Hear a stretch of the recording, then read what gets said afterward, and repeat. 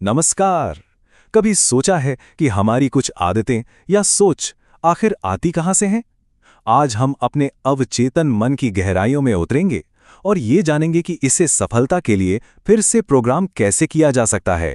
तो चलिए इस छिपी हुई शक्ति को समझने के लिए एक ऐसे इंसान से शुरू करते हैं जिसका दिमाग सच कहूं तो अपने समय से कहीं आगे था।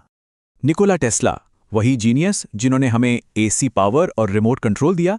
उनका मानना था कि उनके सारे आविष्कार पहले उनके दिमाग में पूरी तरह से बनकर तैयार हो जाते थे, और यह सब मुमकिन हुआ उनके अवचेतन मन की शक्ति की वजह से। इसे ना एक आइसबर्ग की तरह समझिए। जो हिस्सा पानी के ऊपर दिखता है, हमारा सचेत मन, वो तो बस जरा सा है। असली ताकत, वो विशाल हिस्सा तो पानी के नीचे छिपा है। और मजे की बात यह है कि यही हिस्सा हमारी जिंदगी की गाड़ी चला रहा है। आप जरा इस फर्क को देखिए। हमारा कॉन्शियस माइंड, मतलब जो हम जानते हैं, वो 1 सेकंड में सिर्फ 40 बिट्स की जानकारी प्रोसेस करता है, सिर्फ 40। और वहीं हमारा सबकॉन्शियस माइंड 11 मिलियन बिट्स हर सेकंड। ये अंतर ही दिखाता है कि पर्दे के पीछे कितनी जबरदस्त शक्ति काम कर रही है। और अगर ये काफी नहीं था तो स्टैनफोर्ड के डॉक्टर ब्रूस लिप्टन की सुनिए। उनके मुताबिक हमारा अवचेतन मन सचेत मन से करीब करीब 10 लाख गुना ज्यादा शक्तिशाली है, और यही मन हमारे दिन के 95% फैसले लेता है। जी हां, 95%। तो अगर ये मन इतना ताकतवर है तो ये हमारी हकीकत को बनाता कैसे है?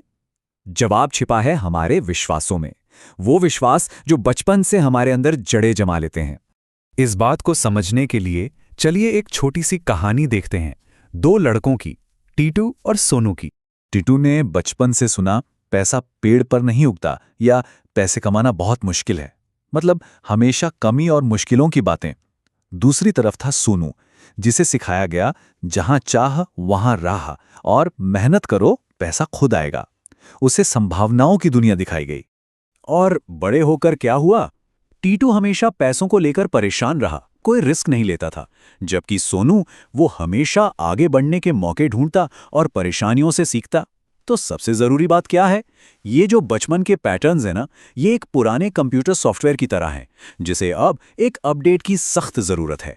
तो सवाल यह है कि इस पुराने मानसिक सॉफ्टवेयर को अपडेट कैसे किया जाए? अच्छा, इसके लिए कुछ बहुत ही कारगर टूल्स हैं, चलिए उन्हें समझते हैं। यह है वो 6 पावरफुल तकनीकें।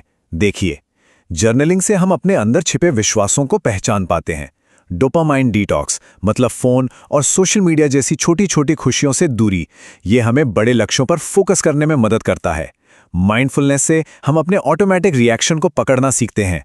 और आभार, विजुअलाइजेशन और एफर्मेशन, ये वो बीज हैं जो हमारे दिमाग में पॉजिटिविटी को उगाते हैं। अब सबसे दिलचस्प बात यह है कि इन टूल्स का इस्तेमाल कैसे करना है। देखिए, एक ही साइज की टी शर्ट सबको फिट नहीं होती है ना, वैसे ही एक ही प्लान सबके लिए काम नहीं करता।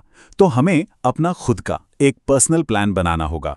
तो प्लान बनाने के लिए सबसे पहले खुद से एक सवाल पूछना होगा कि मन की सामान्य स्थिति क्या रहती है।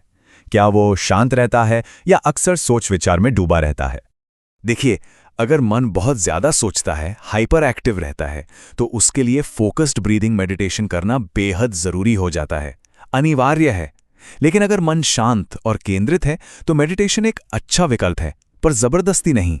ठीक है, अब दूसरा सवाल कि किसी का सीखने का तरीका क्या है, मतलब नई जानकारी सबसे अच्छे से दिमाग में कैसे बैठती है, क्योंकि इसी से तय होगा कि कौन सी विजुअलाइजेशन तकनीक सबसे ज्यादा असर करेगी। ये बहुत सीधा है। जो लोग पढ़कर या लिखकर बेहतर सीखते हैं, मतलब वर्बल लर्नर्स, उन्हें अपने लक्ष्यों और प्लान्स को बार बार लिखना चाहिए। जो सुनकर सीखते हैं, ऑडिटरी लर्नर्स, वो अपनी ख्वाहिशों को रिकॉर्ड करके सुन सकते हैं। और जो देखकर सीखते हैं, यानी विजुअल लर्नर्स, उनके लिए विजन बोर्ड या दिमाग में साफ तस्वीरें बनाना सबसे बेस्ट है। तो अब जब पर्सनल टूल किट तैयार है, तो अगला कदम क्या है? अब इसे अमल में लाने का समय है, और इसके लिए हम एक मिशन सेट करेंगे, एक 21 दिन की चुनौती।